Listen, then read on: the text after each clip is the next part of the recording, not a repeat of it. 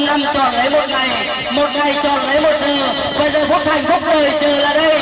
Cô và lễ đăng quang hạnh phúc chúng tôi xin trân trọng tuyên bố buổi lễ thành hôn của chú rể Ngọc Quyên Khánh Diên cùng cô dâu Thủy Trung xin phép được bắt đầu.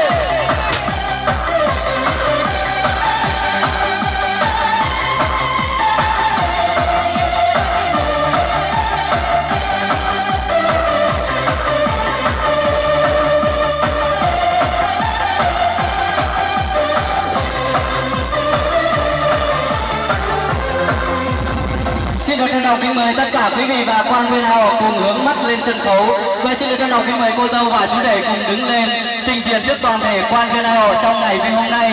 Xin trân trọng giới thiệu với toàn thể quan viên hào, đây là cặp tân lang và tân nương của chúng ta.